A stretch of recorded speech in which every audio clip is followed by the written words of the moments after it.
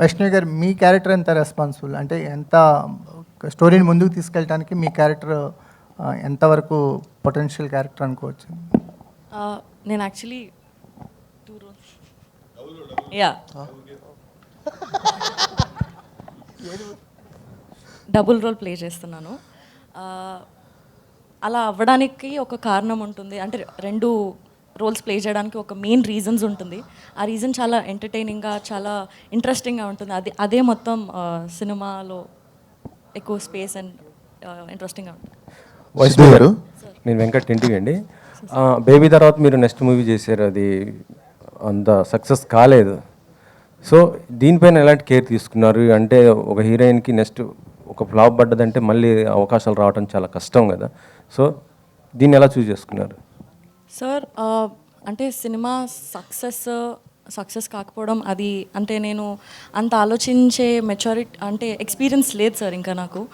బేబీలో నేను క్యారెక్టర్ వరకు చూశాను, ఆ సెకండ్ సినిమాలో కూడా క్యారెక్టర్ వరకు చూశాను. అది నాకు చాలా ఇంట్రెస్టింగ్గా, చాలా స్కోప్ ఉన్నట్టుగా అనిపించింది. ఇందులో కూడా నేను అదే చూశాను, నా క్యారెక్టర్ చాలా ఇంట్రెస్టింగ్గా, చాలా స్కోప్ ఉంది అండ్ పర్ఫామ్ చేయడానికి నాకు చాలా ఎక్సైటింగ్ అనిపించింది. సో నేను మోస్ట్లీ క్యారెక్టర్ పైనే నేను సెట్ అవుతానా, నన్ను నేను చూసుకోగలుగుతానా అండ్ నేను బాగా చేయగలుగుతాను అన్న దానిపైన ఫోకస్ సార్.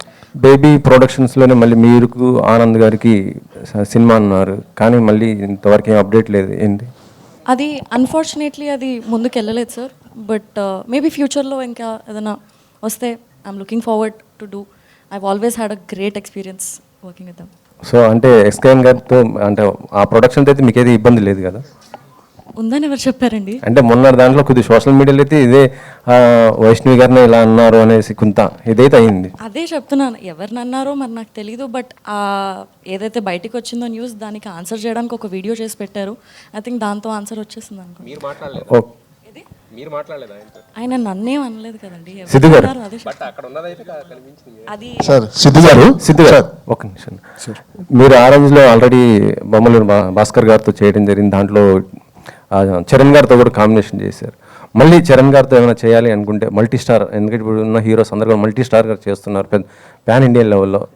సో మీరేమైనా అవకాశం ఉంటే మళ్ళీ చరణ్ గారితో కలిసి? Definitely would love to work with him always, and he's a sweetheart and whenever I've met him I've had great experiences. So definitely కలిసి వర్క్ చేసే అవకాశం వస్తే it will be really really cool.